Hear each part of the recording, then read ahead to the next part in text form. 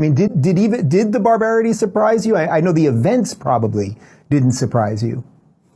What surprised me was the attack itself, that it was not stopped by Israel. That surprised the world, not just me.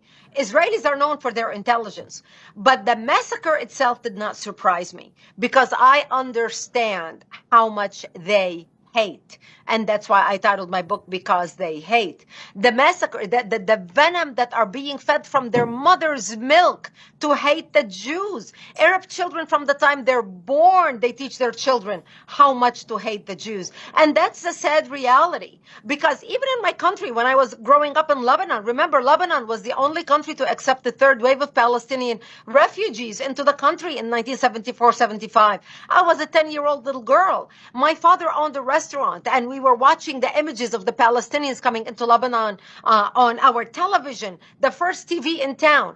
And I would hear the conversations on the tables in the restaurant, people talking to each other. Oh, the bloody Jews, look what they're doing to the Palestinians. The general teaching, not in my household, obviously, because we are Christians, but the general teaching across the Arabic world is Israel is Satan, Israel Azrael. This has not changed. It actually got worse because in the Palestinian territories, they teach the children to hate the Jews because the Jews have horns, the Jews are evil, the Jews are satanic. And this is why you see the barbarism happening. But the barbarism is not new.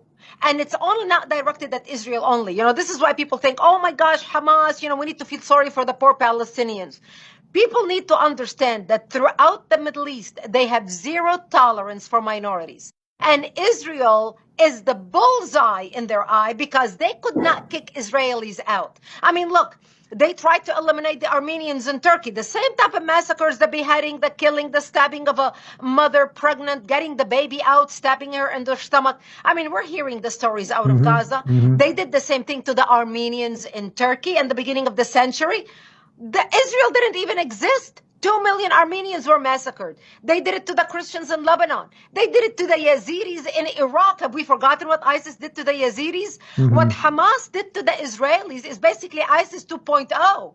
Nothing has changed. It's the same tactics with the same barbarity that no one in the civilized world should accept or stand for. I can understand if people want to fight for their rights. Okay, fine. Fight man to man. Take it to the world stage. Go to the United Nations. Make your case. You don't go in and kidnap 6-month-old babies, 5-year-old babies, 2-year-old grandbabies. You're a father. I'm a mother. We have children. Can you imagine somebody taking our children? Grandmothers who are on medications. This is barbaric behavior and it's unacceptable. Why do you think so much of the world seems unable, or at least the Western world seems unable to see this with clear eyes? Is it fear? Is it stupidity? Is it confusion? Is it propaganda? It's propaganda. It's propaganda, and we live in an age where everybody does not want anybody to say anything bad about them. We live in the age of feelings. It's no longer about logic. Everything is about feeling. It's not about whether something is good for you or not, or whether something makes sense. It's about how do you feel? How does this make you feel? We live in a world that's driven by feelings nowadays, and it is fueled by social media. And so nobody wants to see children suffering. But when you look at the Palestinians, sometimes they even fake the images of the children who are suffering. They've done that in the past. We have seen them do it. This is not to minimize children's suffering, but we need to understand that the perpetrators of evil continue to perpetrate their evil, and we cannot stand for that. But this is also aided and abetted by the leftist socialist Marxists in the West who do not want to rock the boat. And I have to tell you, especially in the leftist Jewish community, I am not silenced by the Muslims. I am silenced when I speak by the radical lefty Jews who feel that if I speak that way, it could create problems for them. Let's not rock the boat. I remember giving a speech at Duke University in 2004. And in my speech, it was a pro-Israeli speech on the eve of the Palestinian Solidarity Movement at Duke University. And part of my speech was about terrorism. And I said the difference between Israel and the Arabic world is a difference between civilization and barbarism, a difference between democracy and dictatorship, a difference between goodness and evil. Do you know that it was the Jewish community that condemned me and issued an apology to the Palestinians for inviting me because I offended the Palestinians?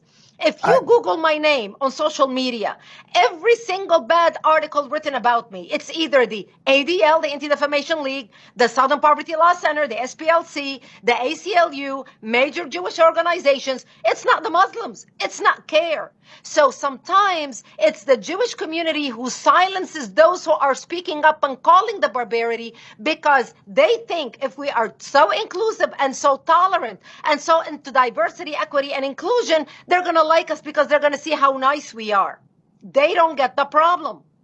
Are you getting some emails? I'm getting an awful lot of emails from liberal or lefty Jews right now who are kind of like, Dave, you know, I haven't really liked you or listened to you over the last couple of years, but now I'm kind of getting it.